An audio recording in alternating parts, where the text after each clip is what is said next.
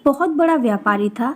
उसका व्यापार बहुत फैला हुआ था और बहुत अच्छे से चलता था, लेकिन फिर भी उसे चिंता रहती थी कि उसके बाद उसके व्यापार का क्या होगा।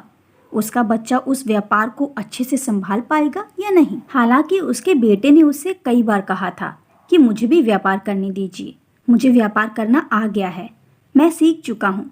लेकिन व्यापारी पता नहीं क्यों उसे कभी मौका देता ही नहीं था। कुछ दिन बीते और एक दिन व्यापारी की तबीयत अचानक खराब हो गई। उसे दिल का दौरा पड़ा।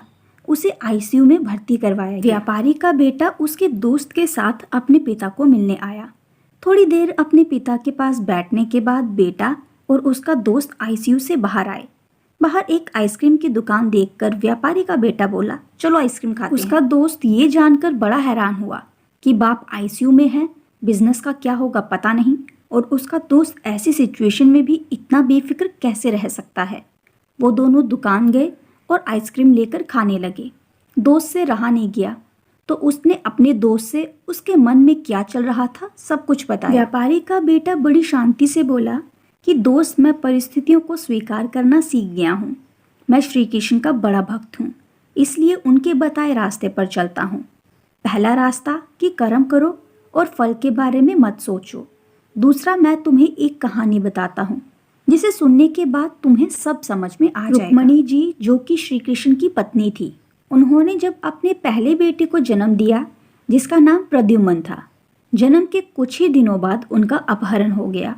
रुक्मणी जी अपने बेटे के गम में बहुत उदास रहने लगी, रोने लगी।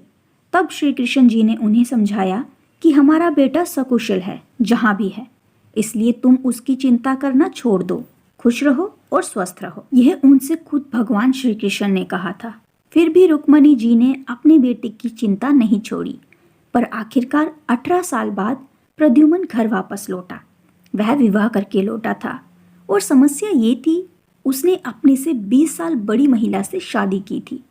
रुक्मणी को इस बात की खुशी थी कि उसका पुत्र वापस आ गया, लेकिन इस बात से वो फिर से दुखी हो गई कि उसके पुत्र ने अपने से बड़ी उम्र की औरत से शादी क्यों की। उनको दुखी देखकर श्री कृष्ण ने उन्हें समझाया, जो कुछ हुआ अच्छा हुआ, उसके बारे में मत सोचो, उसे स्वीकार करो और खुश रहो। बावजूद इसके कि भगवान ने फिर से उन्हें समझाया, रुक्मणी जी को इस बात को स्वीकार करने में 8 वर्ष लग गए।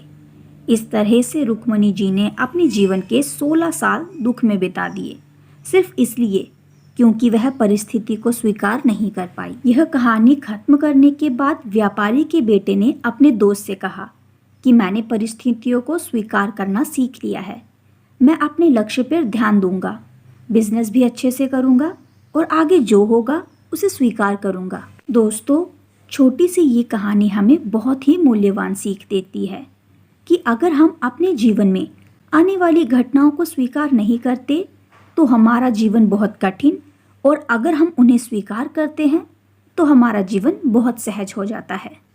तो आज के लिए बस इतना ही। कहानी पसंद आए तो कहानी को लाइक कीजिए, दोस्तों के साथ शेयर कीजिए और चैनल को सब्सक्राइब करना मत भूलिएगा।